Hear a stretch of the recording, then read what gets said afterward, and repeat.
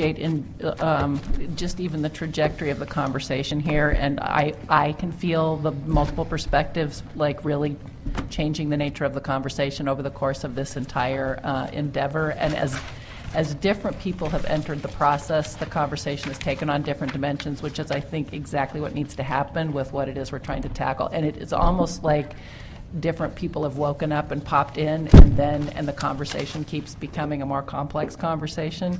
But I just appreciate everybody's willingness to keep stepping back a bit and figure out how we have all those voices in to get us to where we need to get to. And the level of the number of people who have also said, I need to be in as part of a solution, not like, I mean, that number has grown and gotten more passionate as the conversation has evolved. So I'm just wanting to appreciate that. But thank you for that thoughtful conversation.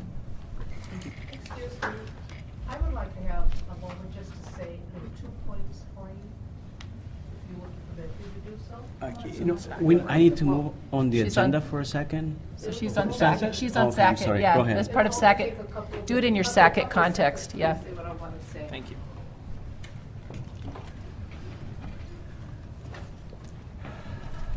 I've been a resident of Portland for 52 years, and I was an educator, human services administrator, and now I'm a retired volunteer.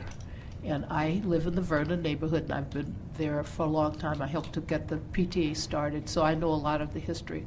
I've been watching this district since the early 80s when you did your first closures. And not watching with a critical eye, but wanting to be a part of solutions. There are 2 things that I want to say before I leave here tonight. The first of which is, I hope that you understand that the history of what has happened in this cluster contributes greatly to the conclusions and the results. In other words, with all of the changes and the turmoil that has occurred, it has affected people's interest, willingness, and involvement in the schools in this cluster.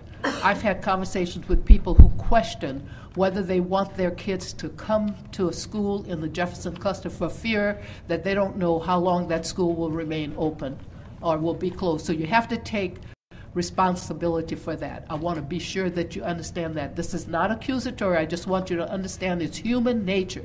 People, the first law of nature is self-preservation.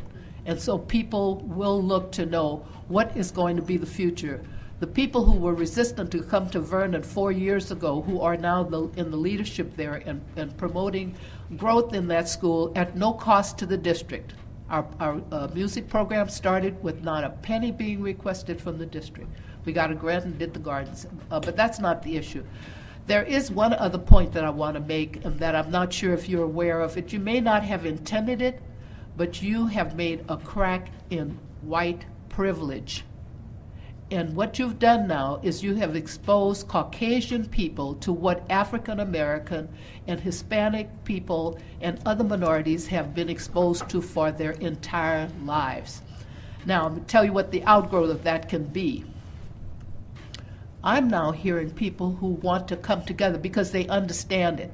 They're not any more comfortable with what they've had thrown onto them than we have been with it. And as a result, they're not ready. You know, what people always said when African Americans complained was that, get over it.